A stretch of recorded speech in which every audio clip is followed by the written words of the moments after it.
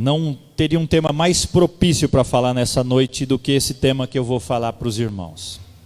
Há uns 2 ou 3 anos atrás, o tema da nossa igreja era: Aviva, Senhor, a nossa casa, a tua obra, aviva a tua igreja. E o tema de hoje é: aviva, aviva, aviva. Eu quero convidar você, onde você estiver sentado aí agora, a fechar os seus olhos. Vamos orar. Senhor, diante da tua palavra, da tua santa palavra, da tua perfeita palavra, da tua inerrante palavra, da tua incomparável palavra, da tua inalterável palavra, nós nos colocamos agora e pedimos: fala conosco, Senhor. Fala aos nossos corações, que o teu Espírito Santo ilumine as nossas mentes para compreendermos qual é a tua vontade para as nossas vidas e para a tua igreja, em nome de Jesus. Amém. Quero convidar você a abrir a sua Bíblia no livro do profeta Abacuque, capítulo 3, verso 2. Profeta Abacuque, capítulo 3, verso 2. Abacuque 3, 2. O versículo será projetado, mas se você quiser encontrar é bom, porque o livro de Abacuque é um livro bem curto. Aliás, eu quero desafiar você a ler esse livro na sua casa e entender todo o contexto desta passagem. Olha o que diz o texto: tenho ouvido, ó Senhor, as tuas declarações e me sinto alarmado. Aviva a tua obra, ó Senhor, no decorrer dos anos e no decurso dos anos, faze-a conhecida. Na tua ira, lembra-te da tua misericórdia. O profeta Abacuque aqui escreve esse texto num tempo de apostasia, de abandono da fé. O reino já estava dividido entre o reino do norte e o reino do sul, e Abacuque era um profeta do reino do sul, do reino de Judá, do reino que era fiel à dinastia de Davi, e aquele reino havia passado por vários altos e baixos, e agora estava vivendo um dos momentos mais críticos da história. Mais críticos. Existia uma crise no meio do povo de Deus, havia uma corrupção, os profetas eram perseguidos, os falsos profetas se levantavam e se tornavam populares, eles falavam o que as pessoas queriam ouvir, a corrupção moral se estendia como um fogo sobre uma palha, e a violência crescia nas ruas. A fidelidade de Deus havia se acabado quase que toda. E Abacuque, se você ler no primeiro capítulo, ele começa a falar a Deus: até quando, Senhor? Até quando nós vamos ver isso? Até quando nós vamos presenciar isso? Diante desse quadro sombrio, ele ora a Deus, porque ele não suportava mais ver a corrupção e a violência acontecendo. Havia muita injustiça, havia muito sofrimento, o povo havia abandonado a Deus, o povo havia se corrompido. E quando Deus responde para Abacuque, você pode ver isso depois na sua Bíblia, Abacuque fica mais alarmado, porque Deus diz: ó Abacuque, você não viu nada ainda, vai vir um povo babilônico, que vai oprimir o povo, que vai dominar esse povo, que vai levar esse povo cativo. E Abacuque então, ele se coloca diante de Deus, e ele diz essa frase: tenho ouvido, Senhor, as tuas declarações, e eu me sinto alarmado. Aviva a tua obra, Senhor, no decorrer dos anos, e no decurso dos anos, faze-a conhecida. Na tua ira, lembra-te da tua misericórdia. E hoje, meu irmão, minha irmã, já se passaram mais de 2.500 anos desse texto, e parece que o quadro é muito semelhante.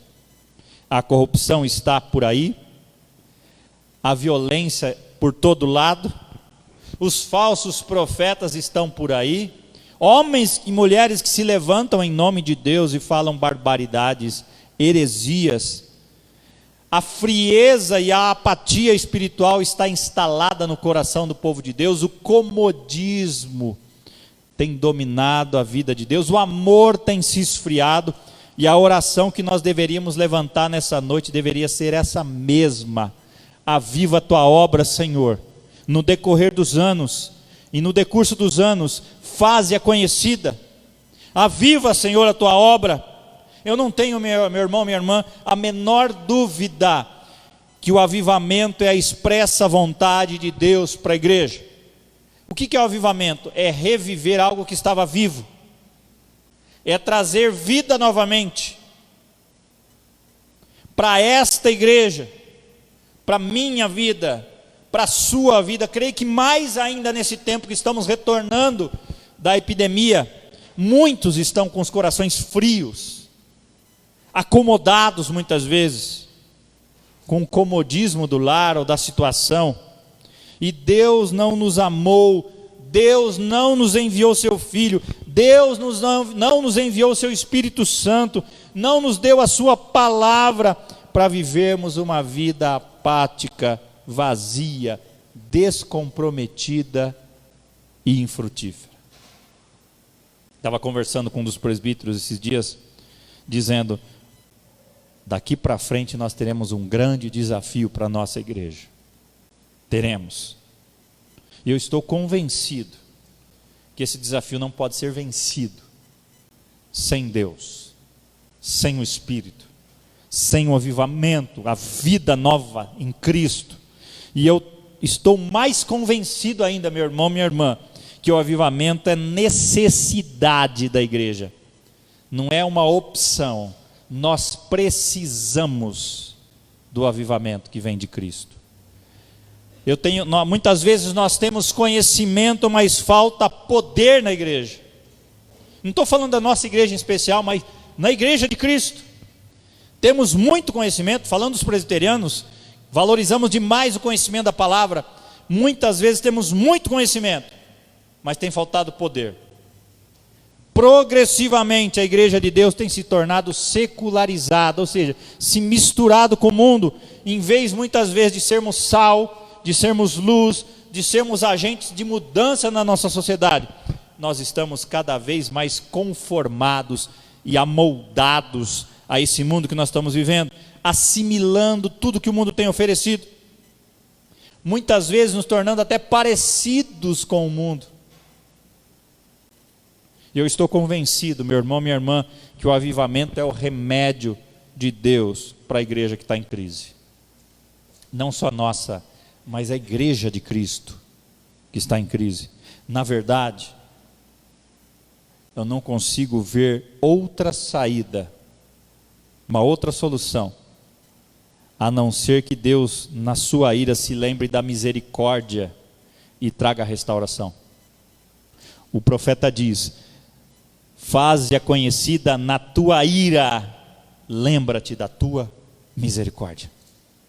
Eu às vezes olho para Deus, penso que Deus olha para nós e para a igreja, aqueles que se chamam pelo seu nome, e às vezes ele se sente enojado. Estou falando para mim mesmo. Deus precisa nos reavivar. Na ira dele, como ele estava irado com aquele povo de Israel, idólatra, misturado com o mundo, fazendo tantas coisas que o desagradavam, mesmo conhecendo aquele Deus, ele olha para o seu povo, muitos deles, e às vezes ele se sente irado, e o profeta diz: na tua ira, lembra da tua misericórdia, por favor, lembra, aviva esse povo, não porque ele mereça, mas porque ele precisa. Nós precisamos dessa mudança que só Deus pode fazer. E eu quero responder 4 perguntas para vocês hoje. A primeira delas é: por que nós precisamos de avivamento? Por que nós precisamos de avivamento? Eu não vou perguntar isso para você, eu vou dar as respostas. Por que isso é necessário? Por que nós precisamos ser avivados hoje? E eu quero dar uma primeira resposta. Nós precisamos de avivamento por causa da crise que a igreja vive. como na nossa sociedade existe uma polarização na igreja, existe uma polarização na questão espiritual. Em geral, meus irmãos, minhas irmãs, as igrejas hoje que são apegadas à doutrina, à palavra, são as igrejas que menos crescem. E as igrejas que mais crescem são aquelas que menos têm compromisso com a Bíblia. Veja os falsos ensinamentos que nós vemos. Liga a sua televisão. Teologia da prosperidade, confissão positiva, doutrinas que não têm base na Bíblia, mas são igrejas que mais crescem. Parece que é figueira, meu irmão, minha irmã, está cheia de flores, mas não tem fruto. Não tem mudança no país. Aqueles que trabalham mais pelo caráter, parece que tem menos carisma, e aqueles que têm mais carisma, parece que tem menos caráter. Aqueles que são simpáticos, todo mundo gosta de ouvir, tem carisma, mas não tem caráter. E aqueles que têm caráter não têm carisma. Percebe? Parece, para mim pelo menos, que aqueles que mais sabem, menos fazem. E aqueles que menos sabem, são os que mais fazem. Quem dera, nós presbiterianos, que buscamos orientação da palavra, não falo só da nossa denominação, nossa igreja local, mas nossos irmãos, igrejas históricas, que conhecem as Escrituras, quem dera, sabendo como nós sabemos, colocássemos em prática. Essa palavra é para mim, essa palavra é para você, mas parece que aqueles que mais conhecem as Escrituras, estão desprovidos muitas vezes do poder que vem delas, e de Deus, e aqueles que dizem ter o poder de Deus, são os mais analfabetos da Bíblia, conhece pouco, pega um versículo pinçado da Bíblia e prega outra coisa que não tem nada a ver. Parece que hoje há muita gente que conhece muito, mas falta descer para o coração, sabe muito da Bíblia, mas vive pouco, fala do poder, mas não experimenta esse poder.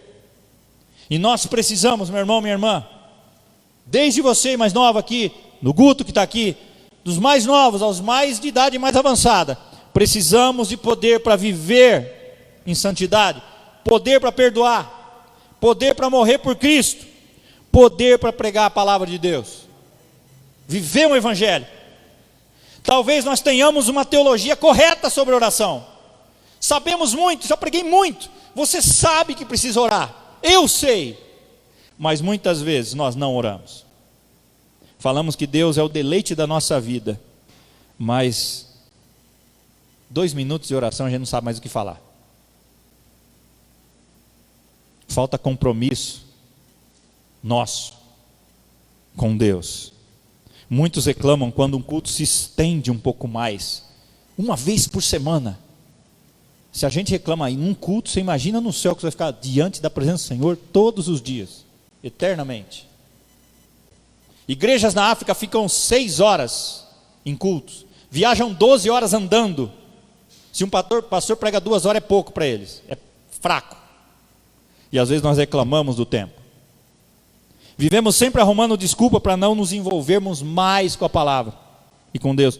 Será, aliás eu peguei essa frase do Hernandes, ele diz assim: será que não tem pão na casa de Deus? Ou será que não tem fome? Fiquei pensando nisso. Fiquei pensando. Algumas pessoas, elas dizem o seguinte: se você chora, você é muito vazio. E se você não chora, você é muito seco. Ou seja, não tem nada bom. Ou é muito emocional, ou é seco, insensível. E eu gostaria aqui de ficar com o que Jonathan Edwards, um grande avivalista dos Estados Unidos, disse. Ele diz assim, presta atenção: se você compreende o Evangelho, se você entende o que é a cruz, se você entende o que é o amor de Deus, e essa verdade gloriosa que traz luz à sua mente, não aquece o seu coração, alguma coisa está errada na sua vida. Você sabe, compreende o Evangelho, você entende o que é a cruz, você entende o que é o amor de Deus, e essa verdade não traz aquecimento, não aquece o seu coração, alguma coisa está errada. Nós precisamos de um avivamento para sairmos de um polo e do outro. Não só nas emoções, não só no conhecimento. Nós precisamos ficar no meio com a cabeça cheia de luz e o coração cheio de fogo. Fogo de Deus. Cheio do Espírito. Precisamos de avivamento, outro motivo, por causa do crescimento tímido da igreja. Nós fazemos parte de um presbitério, o Marcos é testemunha aqui, os presbíteros também. Nosso presbitério tem igrejas que estão decrescendo. Tem igrejas que não estão crescendo, estagnadas.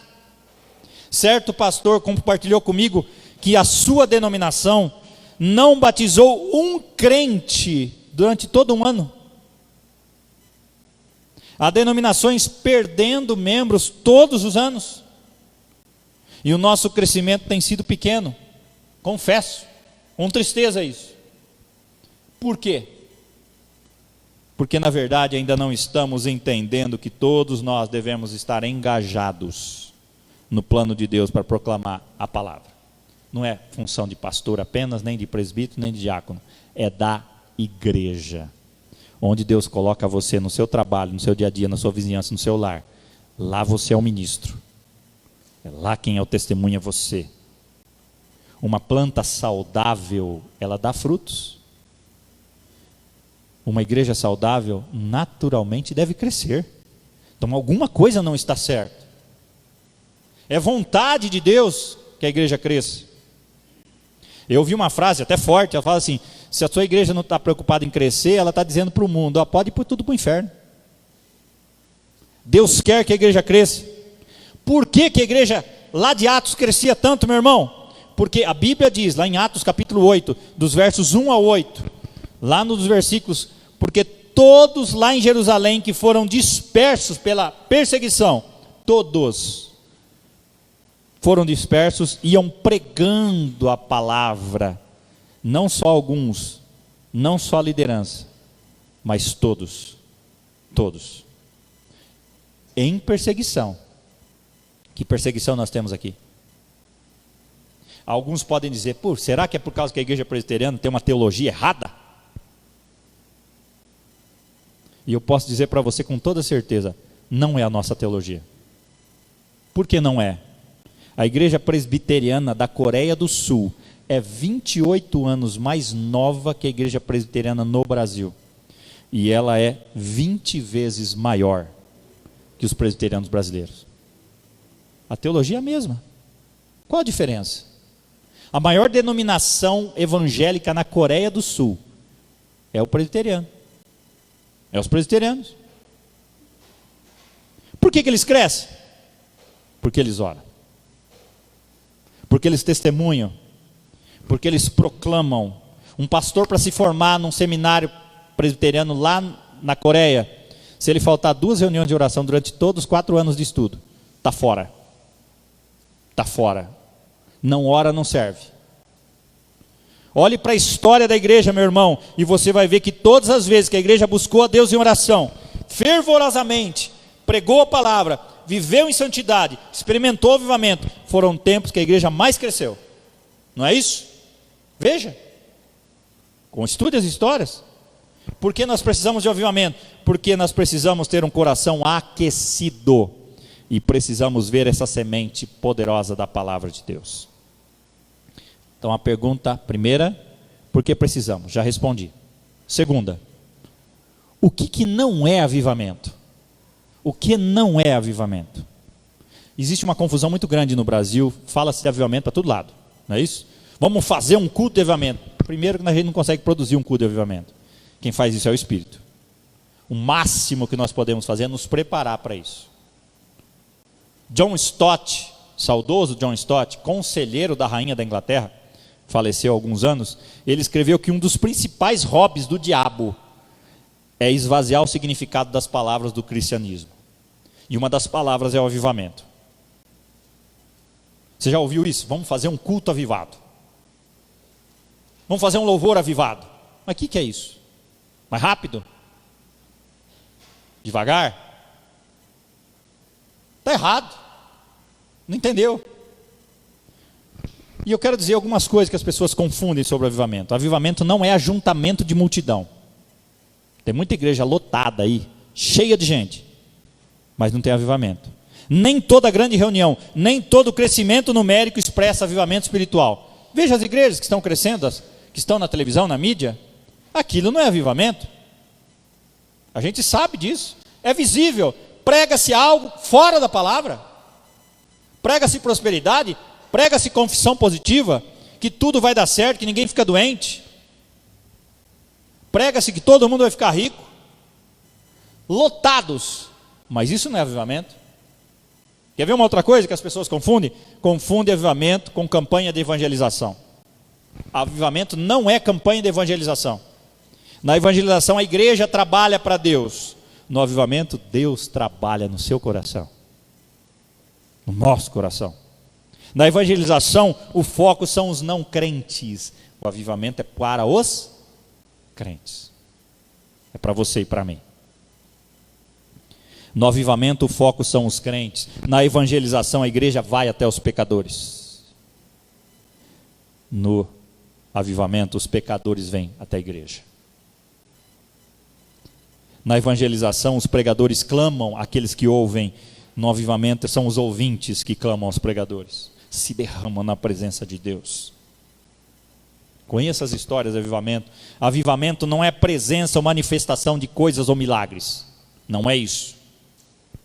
Embora possam haver milagres, e nós cremos em milagres, nós não aceitamos os falsos milagres, nós não cremos nos milagres fabricados, nós não cremos em coisas ilusórias, nós cremos na manifestação do poder de Deus, nós cremos na intervenção de Deus em resposta às nossas orações. Mas mesmo quando há milagres legítimos, como eu já vi nessa igreja, feitos por Deus, o milagre em si não é avivamento. Pode ser consequência, mas avivamento não é milagre. Os milagres não são avivamento. Avivamento não é manifestação de dons espirituais. Nós cremos em dons espirituais. Nós cremos como igreja presbiteriana independente, como denominação, não somos como igreja local, na contemporaneidade dos dons, ou seja, os dons são para nós também, para a igreja de hoje. Quem distribui, a Bíblia diz, é o Espírito Santo, conforme a sua soberania e sua vontade. Mas nós poderíamos estar revestidos de todos os dons espirituais, mas isso não significa avivamento.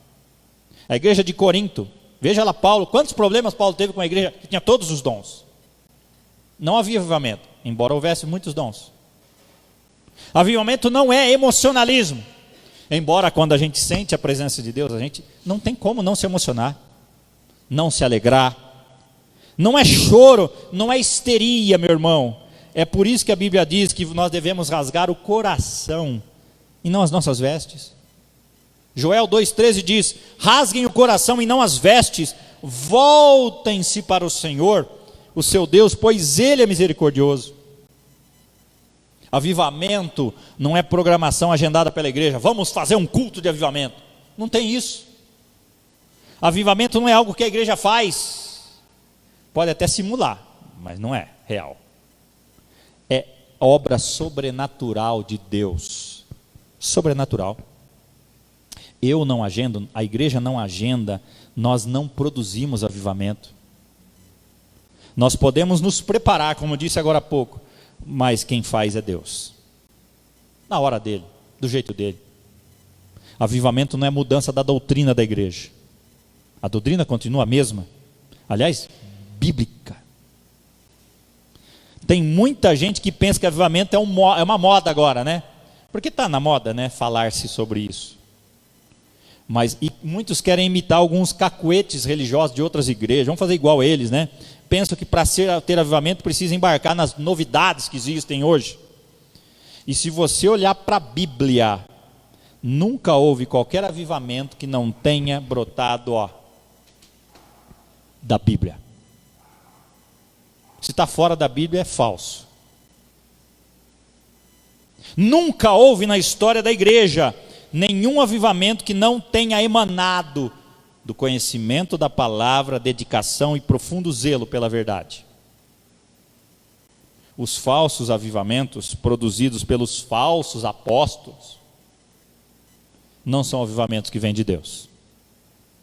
É por isso, meu irmão, minha irmã, que você nunca viu o avivamento entre os liberais. Quem são os liberais? É um movimento que surgiu nos seminários bíblicos, de igrejas que zelam por seminários, que começam a desconsiderar a veracidade das Escrituras e começam a colocar em dúvida se a Bíblia é a palavra de Deus. Se eles nem creem na Bíblia, como pode surgir um avivamento no meio dos liberais?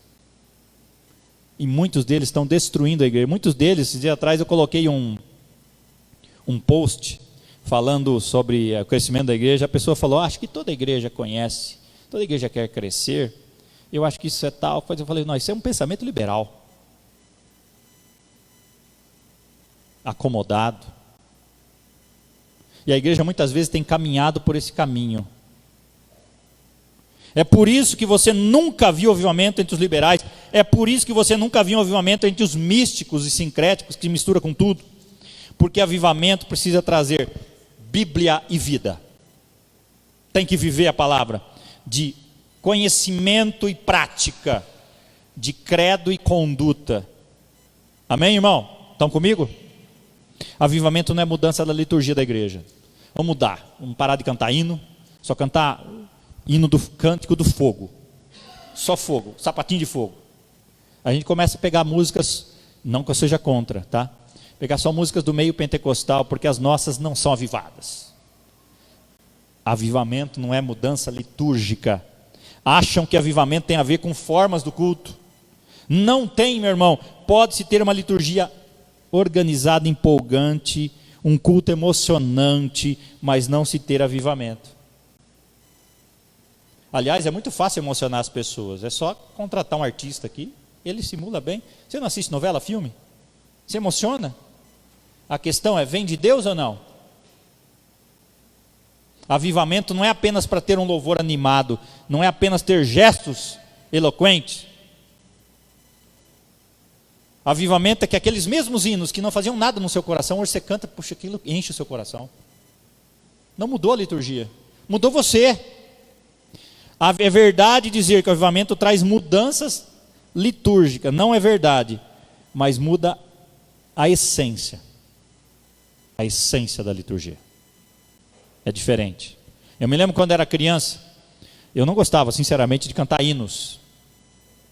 Talvez foi uma fase. Hoje eu canto os hinos e eu sinto a mensagem que eles transmitem. E me emociono com isso. Não mudou-se a liturgia. Mudou-se a pessoa. Avivamento é mudança nas pessoas. Em tempos de avivamento, o culto é sempre vivo, alegre, reverente. Há alegria, entusiasmo, vibração com Deus. Não há sono espiritual, há fervor, há temor, há tremor, há gozo na presença de Deus. As pessoas não veem a hora de vir na casa do Senhor. Como o salmista escreveu, alegrei-me quando me disseram, vamos à casa do Senhor. E a Bíblia diz, porque na presença do Senhor, a plenitude de alegria. A destra de Jesus ou de Deus tem delícias perpetuamente.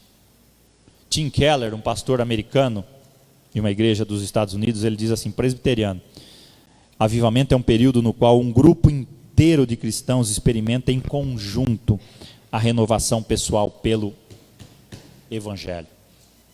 Começa a descobrir a palavra. No avivamento, ele diz ainda, os meios comuns de graça produzem uma grande onda de novas pessoas interessadas, pecadores sinceramente arrependidos e crentes espiritualmente renovados. O avivamento, meu irmão, minha irmã, acontece quando um grupo de pessoas que em geral pensa que já conhece o Evangelho, descobre que não conhece de verdade. Ou então completamente essas pessoas abraçam o Evangelho e começam a viver pela fé. Quando eu estava escrevendo isso, eu me lembrei de uma história, que toda vez que eu leio essa história, em 2 Reis, capítulo 22, eu me emociono. Josias foi um dos reis de Israel, de Judá, aliás. E ele então, estava tudo destruído, e ele pede para o sacerdote visitar o templo, pegar as riquezas que tinha no templo. E o sacerdote Ilquias, ele descobre que o livro da lei estava lá dentro. E quando ele descobre o livro da lei, ele leva esse livro e conta para Josias, e lê esse livro para Josias. E a Bíblia registra que Josias, quando ouve esse livro, ele rasga suas vestes e começa a chorar, porque ele começa a descobrir que eles estavam bem longe da vontade de Deus. É preciso conhecermos mais a palavra e nos humilharmos diante de Deus. Muitas vezes o primeiro sinal visível de um avivamento na igreja é que quando membros nominais da igreja se convertem de verdade. Pessoas que sempre foram da igreja, mas eles nunca tinham visto e conhecido a Deus de verdade. Como Jó dizia, né? Antes eu te conhecia de ouvir falar, mas agora meus olhos te veem. Essa é a diferença. Cristãos nominais passam a ver que nunca entenderam o evangelho, experimentam um novo nascimento. Terceira pergunta: o que será, pastor, que o avivamento traz? Sabe o que o avivamento traz? Repita comigo: quebrantamento. Quebrantamento. Nós estamos duros demais, secos demais, insensíveis demais e muitas vezes anestesiados com toda a crise. Recomendo um livro para os irmãos, se chama Por que Tarda o Pleno Avivamento, de Leonard Ravenhill.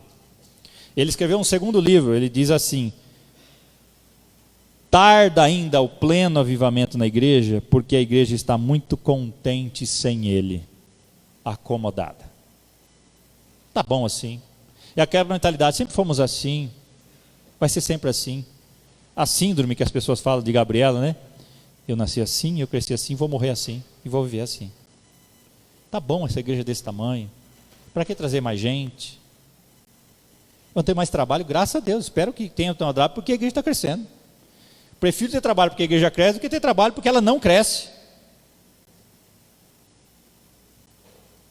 A igreja está muito satisfeita sem o avivamento e muitas vezes acomodada sem o avivamento. Talvez muitas igrejas estão vivendo a síndrome da igreja de Laodiceia, lá de Apocalipse. Uma das 7 igrejas de Apocalipse, rica, abastada, não precisa de coisa nenhuma, e bate no peito e diz: nós temos a melhor doutrina, nós temos o melhor sistema de governo, nós temos o melhor isso e aquilo. Falta quebrantamento. Quantas vezes você já se quebrantou diante de Deus? Seja sincero com você mesmo. Quantas vezes você em oração começou a chorar e se quebrantou diante de Deus? Quantas vezes? Falta quebrantamento, falta arrependimento.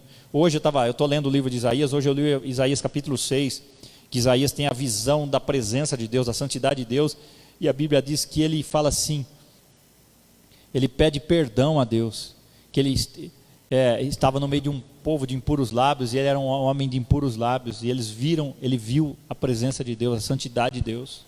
Isso é quebrantamento. E ele então, a Bíblia diz que Deus tira Atenais, um dos anjos, e purifica a boca de Isaías, e Deus pergunta: quem eu vou enviar? Ele fala assim: eis-me aqui. Isso é transformação. Houve um quebrantamento, arrependimento, falta a gente se humilhar até o pó. Você já colocou a cabeça no chão para orar? Quantas vezes você fez isso? Falta remover o obstáculo que está interpondo as chuvas de Deus sobre a terra seca. Às vezes nós estamos impedindo a bênção de Deus por causa da nossa postura. Falta preparar o caminho de Deus. Esse caminho passa pelo arrependimento. Você quer uma vida cheia de Deus, precisa se quebrantar. Olha o que Deus diz na sua palavra, em Joel: convertei-vos a mim de todo o vosso coração, isso com jejum, com choro, com pranto, rasgai o seu coração e nas suas vestes, porque ele é misericordioso, compassivo e tardio em irar-se. Falta a mim, a você, povo de Deus, se voltar para Deus com todo o coração, com toda a força, com toda a alma, com todo entendimento. Infelizmente, meu irmão, minha irmã, muitos têm se conformado com o mundo que vivemos. Suas vidas não são diferentes do mundo que nós vivemos, daqueles que não conhecem a Deus. Falta quebrantamento. Quer ver outra coisa que falta? Falta vida de oração. Oramos pouco. Falta fervor na oração. Hoje você percebe quando um crente ora, ele ora lá 2 minutos, depois já não sabe mais o que falar. Repetindo. Não tem mais o que falar, porque não tem mais assunto para tratar com Deus. Não tem mais assunto. Então começa a repetir, porque não tem intimidade com Deus. Quando nós temos intimidade com Deus, a gente sempre tem uma conversa com Ele. Sempre tem um assunto. Muitas vezes nem se ora uma oração básica que é do almoço de gratidão. Como você quer ter uma vida exponencial na presença de Deus se falta a vida de oração? Isso não é só para pastor e presbítero, diácono, não. É para a igreja. Para a igreja. Um avivamento em País de Gales, no começo do século passado, começou com um jovem. Que ele chegou, numa segunda-feira, ele foi visitar o pastor, ele chegou na sala pastoral, o pastor estava lá. E ele ouviu o pastor orando: dobra-me, Senhor, dobra-me, Senhor, dobra-me, Senhor. E ele falou: puxa, se o pastor está falando isso, imagina eu. E ele passou um tempo, ele falou com o pastor, eu quero marcar uma reunião toda terça-feira para orar com alguns jovens. Ele marcou. O nome dele era, acho que é Evan Roberts. E ele começou aquela reunião com alguns jovens. E aquilo mudou a sociedade de País de Gales. Mudou a cidade. Começou com um jovem que quis orar. Quero falar uma outra coisa para você. Se Deus colocar no seu coração para orar, não pergunte para ele se é a vontade dele ou não. Não fique em dúvida se é a vontade de Deus, porque o diabo não vai pedir para você orar.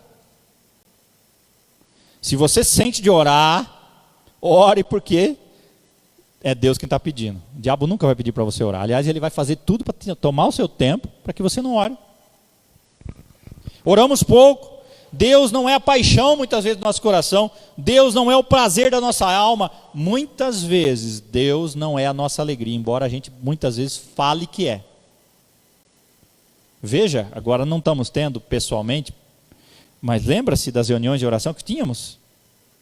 Baixíssima frequência. Das mulheres à tarde, dos homens no sábado de manhã. Baixíssimo. Se é tão importante, por que não ora? Por que não vem orar?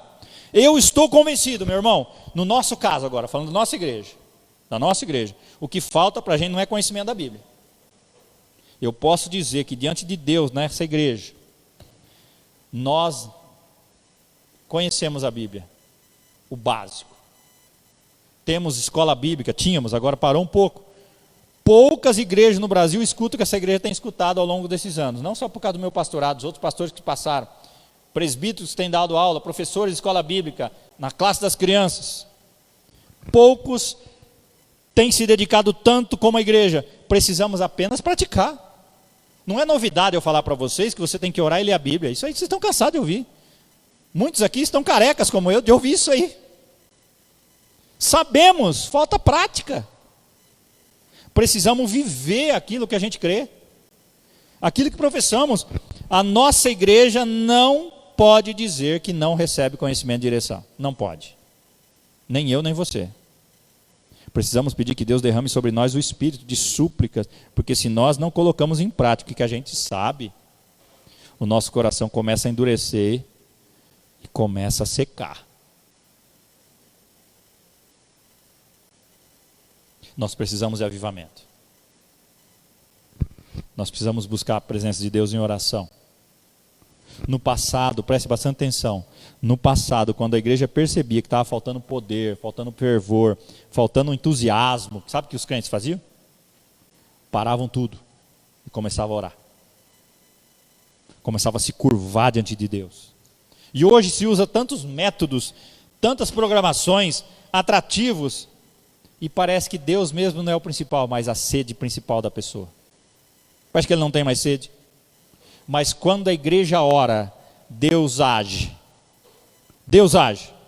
Pastor Jeremias Pereira, pastor presbiteriano do Brasil, da 8ª presbiteriana de Belo Horizonte, ele diz assim: quando a igreja ora, repete comigo, quando a igreja ora, os céus se movem, o inferno treme e coisas novas acontecem na terra.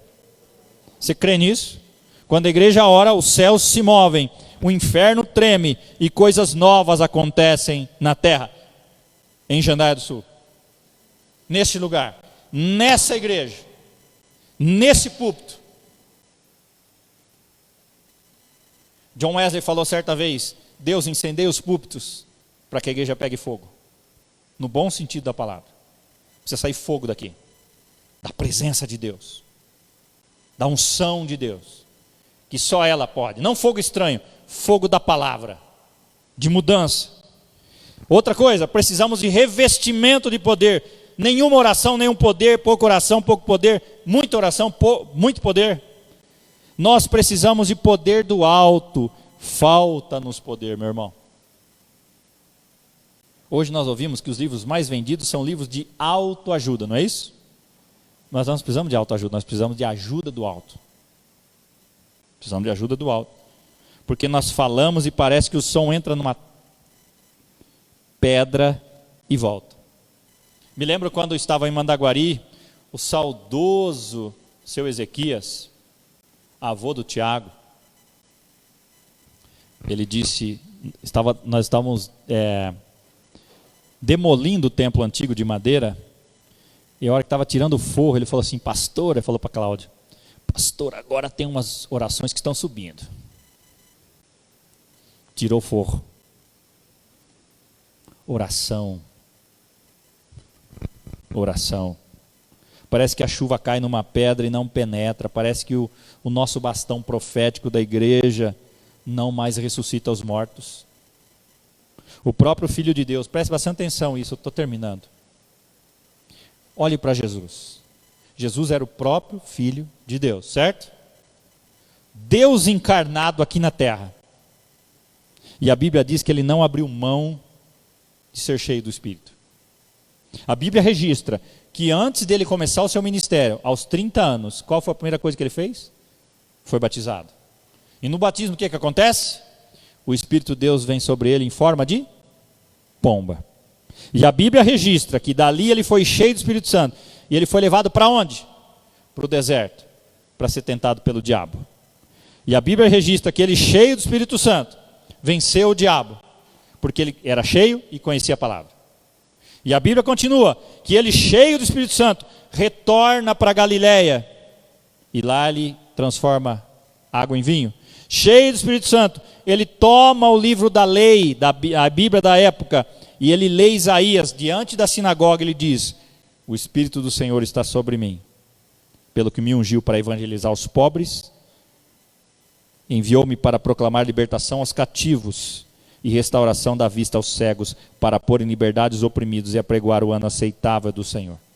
E a Bíblia diz que ele, cheio do Espírito Santo, realiza seu ministério, cura enfermos, ressuscita mortos, acalma tempestades, multiplica pães e peixes, expulsa demônios.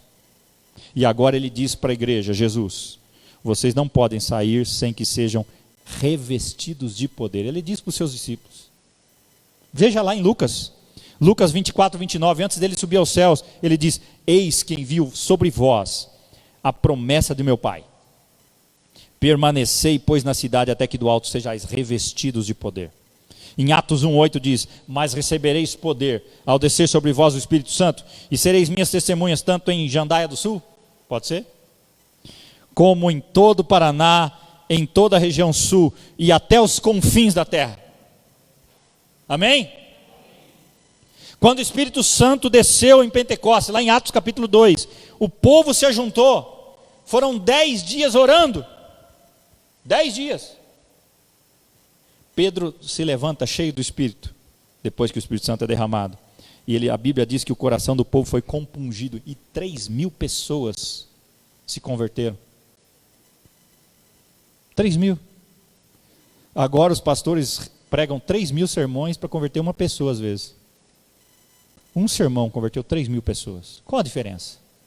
Poder, unção, revestimento do Espírito Santo. Quando o Espírito Santo veio sobre Filipe, lá em Atos capítulo 8, o poder para pregar aos ouvidos e aos olhos estava sobre ele, e Deus manifestou a sua glória, curando e mudando uma cidade. Veja lá em Atos 8, de 4 a 8.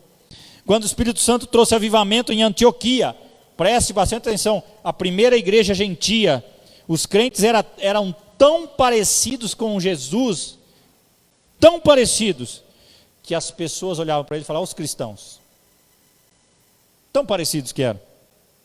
E aquela igreja teve seus olhos abertos para enviar missionários, dos quais Paulo e Barnabé foram eles, um deles. Quando o avivamento chegou em Éfeso, houve poder para abandonar o pecado. Olha que lindo isso. Isso está em Atos. Houve poder para sair das quatro paredes, e a palavra de Deus entrou em toda a Ásia, e houve poder para se desvencilhar das magias e de pactos e ocultismo que aquela pessoa tinha feito, com aquelas pessoas. Atos 19, 18 a 20 diz, olha só o que diz. Olha o que o avivamento faz. Muitos dos que creram vieram confessando e denunciando publicamente as suas obras. Também muitos que haviam praticado artes mágicas, reunindo seus livros, queimaram diante de todos. Abandonaram o ocultismo, magia. Calculados seus preços, achou-se que montavam a 50 denários. Assim a palavra do Senhor crescia e prevalecia poderosamente. Isso é Deus. Isso é unção. É Deus quem faz. Eu já vi isso nessa igreja, meu irmão. Pessoas abandonarem práticas, crenças e deixarem de lado todos os objetos que não agradavam a Deus. É Deus quem faz isso. Pessoas que me ligaram: pastor, o que eu faço com isso? Deus o ajudou. Isso é libertação, isso é transformação, isso é mudança de vida. Falta poder na igreja, meu irmão, para mim e para você. E eu quero terminar. O que o avivamento faz? O que acontece quando uma igreja recebe o poder do Espírito? Primeira coisa, os crentes se levantam para falar com coragem da Bíblia. Não tem vergonha mais de Deus, nem da palavra. Quantas vezes você já fez isso? Falou assim: agora, hoje, vou na casa do meu primo, da minha tia, meu tio, vou falar de Jesus para eles. Quantas vezes você orou por isso? E você que nos assiste, você que é estudante, quantas vezes você falou de Jesus na sua escola, na sua faculdade, no seu colégio, no seu trabalho? A crise mais aguda, Ricardo, que a Inglaterra sofreu no século XVIII, foi curada quando um grupo de 60 universitários, Guilherme, se levantou em Oxford, que agora estão falando da vacina, lá em Oxford. Se levantou um grupo de 60 universitários, se reuniu para orar, lá na faculdade. E como fruto daquela reunião, brotou um avivamento mais poderoso da história da Inglaterra, que salvou a Inglaterra da Revolução Francesa, que salvou a igreja da Inglaterra da decadência. Naquela época os pastores estavam tristes e embriagados nos bares, olha isso. As igrejas vazias. E esse homem e esse grupo de jovens foram levantados, e eles começaram a pregar nas ruas. E um deles, John Wesley, disse: a minha igreja, a minha paróquia é o mundo. Porque a igreja da época secularizada não queria que ele pregasse dentro do templo. E dali surgiu o movimento metodista. Deus, meu irmão, Deus. Outra coisa que o avivamento faz, expressivo, aliás, crescimento da igreja. A igreja não produz resultados, é Deus quem acrescenta dia a dia os que vão sendo salvos. A igreja de Atos experimentou isso. Mas para que Deus acrescente dia a dia os que vão sendo salvos, a igreja precisa fazer algumas coisas. Precisa perseverar na doutrina, na Bíblia, perseverar na oração, perseverar na comunhão que temos um com o outro, que a distância às vezes quebra isso, no louvor, na adoração, no temor de Deus, e as manifestações extraordinárias da presença de Deus acontecem naturalmente, e o crescimento vem naturalmente, você não precisa pedir, só fazer isto, só viver em comunhão, ler a Bíblia, perseverar em oração, ter comunhão com o irmão. Veja Atos 2, de 42 a 47, eu não vou ler porque o tempo está avançado, leia lá como vive a igreja, leia Atos capítulo 4, 32 a 35, devemos viver aquilo. Se você observar e viver aquilo, você vai ver que aquela igreja com 120 pessoas, Ricardo, em Atos 1 diz isso, em Atos 2 já fala que ela já tem 3.000, questão de dias, e a Bíblia, em Atos 4 já fala que ela já tem 5.000, Cristiane, e a multidão se agrega em Atos 5, e começa o número começa a ser tão grande que já a Bíblia nem registra, ou seja, parece uma progressão geométrica. Já não se mede, e a igreja se espalha para Jerusalém, Judéia, Samaria e Galiléia, quando há a perseguição, e a igreja então é estabelecida fora ou espalhada por todo o mundo da época, cumprindo o que Jesus disse. Depois vem a perseguição sobre a igreja, isso já depois do tempo bíblico, e a igreja começa a ser oprimida por Nero, Domiciano, Marco Aurélio, imperadores romanos. A igreja sofre, a igreja morre, e os crentes derramam seu sangue, mas a igreja continua avançando. Já disse isso, quando alguns cristãos morriam naquelas arenas, sendo despedaçados pelos animais, aqueles que assistiam aquilo, aquele espetáculo, se convertiam a Cristo, porque o sangue dos mártires é o combustível da igreja. Todas as vezes que a igreja experimenta avivamento, ela multiplica, ela cresce, porque Deus começa a trazer pessoas com fome de Deus, com sede de Deus. A igreja começa então a ver o celeiro a igreja começa então a ser um celeiro de alimentação para as pessoas. Elas estão com sede. Que é a melhor época para Deus fazer a nossa igreja crescer do que numa crise como nós vivemos? Basta a gente agir, orar. Quando o avivamento vem, multidões vêm com sede de Deus, são salvas e se unem à igreja. Certa vez procuraram o pastor Hernandes, Marcos, eu ouvi ele pregando isso. Uma mulher queria falar: pastor, eu quero deixar a igreja presbiteriana, porque a igreja presbiteriana, eu quero procurar uma igreja que tem história de avivamento, de poder de Deus. Por isso eu quero deixar a igreja. Eu quero uma igreja que me desafie. É impossível, ela disse, amar aquilo que eu não conheço. E o pastor então disse para ela: bom, acho que você não conhece a história da nossa igreja presbiteriana.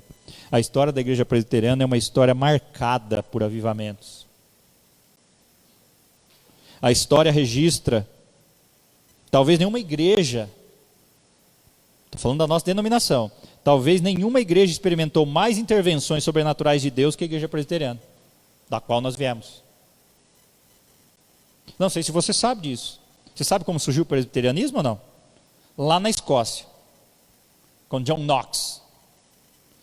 A história registra que a rainha da época, perseguidora dos cristãos, ela temia mais as orações dele do que todos os exércitos da Inglaterra. E ele disse certa vez que a mulher dele procurou ele para oferecer alimento para ele. Ele falou assim: como eu posso me alimentar se o meu povo está indo para o inferno? E ele orava fervorosamente: ó Deus, dá-me a Escócia, senão eu morro.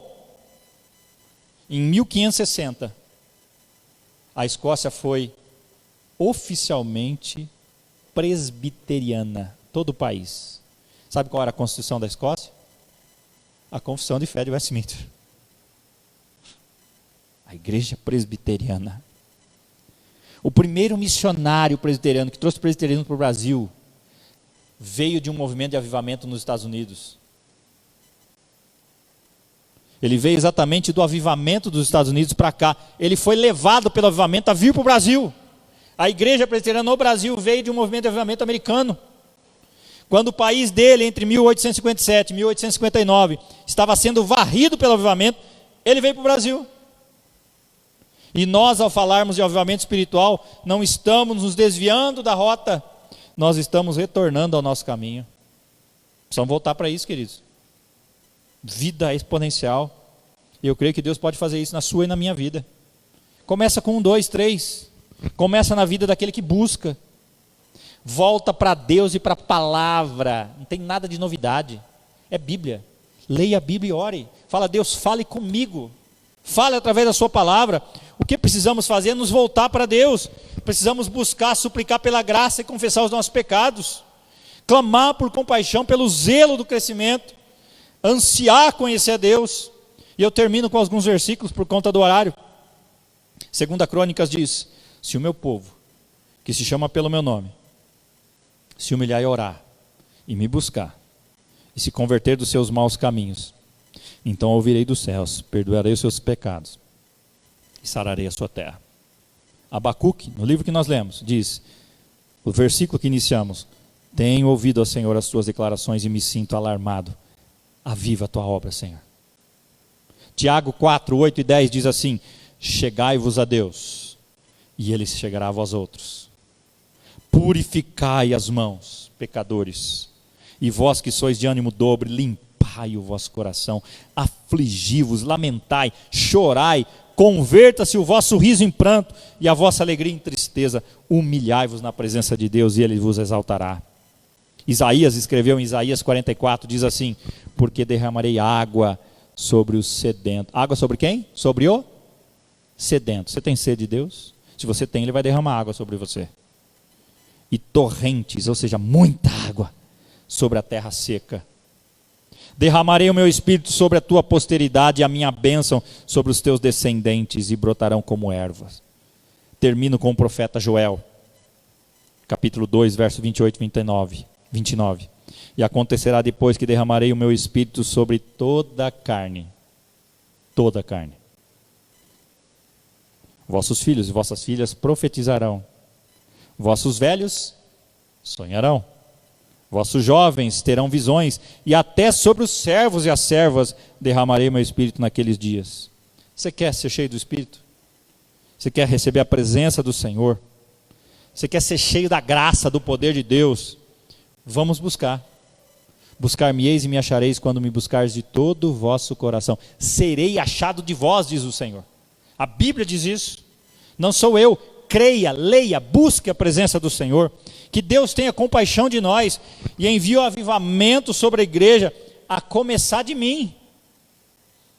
Que Deus avive a obra dele, a nossa igreja, que é a igreja dele. Billy Graham disse: avivamento não é descer a rua com um grande tambor tocando, é subir ao Calvário em grande choro. É olhar a sua condição e olhar para a santidade de Deus e falar: Deus, quem eu sou? Que lixo eu sou? Sou um verme, sou um cisco. E reconhecer quem você é, se arrepender, se quebrantar e deixar Deus fazer a obra que Ele quer fazer. Que Deus levante a nossa igreja, presbíteros, diáconos, diaconisas, presbíteras, nos levante com poder. Levante você, meu irmão, minha irmã que está aqui, se entregue para Deus, coloque-se em oração, busque a face de Deus. Ele está disposto e quer ser conhecido. É o desejo de Deus ser conhecido. Ele te conhece, mas Ele quer que você o conheça, como você nunca conheceu.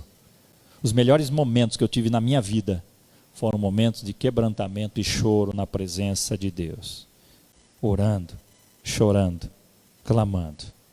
Amém? Vamos cantar.